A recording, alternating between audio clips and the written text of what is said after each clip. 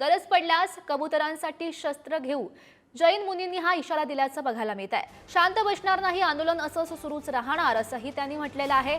कोर्टाच्या निर्णयानंतर सुद्धा जैन मुनींकडून शस्त्र उचलण्याची आता भाषा वापरण्यात आलेली आहे।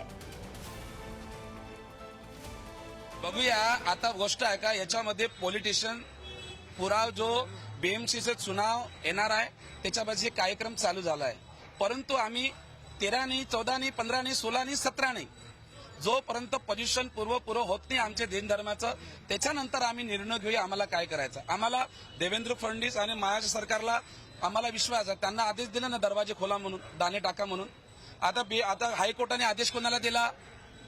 बीएमसीला दिला, देवेंद्र फडणवीसला दिलाय ना, ते आदेश आता बीएमसीला देणार नाही। आता कुठलाच कोर्टाने आदेश दिला तर दिसत नाही। आम्ही 13 तारखेला आम्ही निर्णय घेऊ आणि आमचं आंदोलन स्टार्ट राहणार, आम्ही शांती बसणार नाही। अनशन आम्ही शांतीप्रिय आहे, आम्हाला शस्त्र उचलायची काम नाही। आमचे शांतीनाथ दादा आम्ही शांतीनं करू, काही शस्त्र जे लोक शस्त्र बोलते आमचे लोक नव्हते, परंतु आम्ही शस्त्र उचलणार नाही। यदि जर जरूरत पडली आम्हाला आम्ही शस्त्र पण उचलू, करून आम्ही संविधानाला मानत आहे ना, आता कोर्टाला मानतो ना, देवेंद्र फडणवीसला मानतो ना। आमच्या धर्माच्या जर विरुद्ध आलं तर बस धर्माच्या विरोधात गेलं तर तुमच्या धर्माच्या विरुद्ध, अरे धर्माच्या विरुद्ध आहेच नाही। मग कोर्टानं जे निर्णय दिलेला आहे धर्माच्या विरुद्ध जर आलं तर कोर्टला आम्ही मानणार नाही। तर काही जैन मुनींची प्रतिक्रिया आता आपण ही नुकतीच बघितलेली आहे। त्यांनी इशारा दिलेला आहे, कबुतरांसाठी गरज पडल्यास शस्त्र सुद्धा हातात घेऊ असं त्यांनी म्हटलेलं आहे।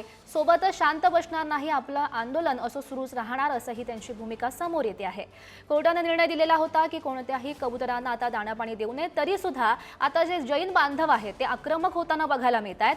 कबुतरांसाठी आता गरज पडल्यास शस्त्र हातामध्ये घेऊ असा इशारा जैन मुनींकडून देण्यात आल्याचं बघायला मिळत आहे। तर उच्च न्यायालयाच्या निकालाला आता जैन मुनींकडून हा इशारा देण्यात येतोय।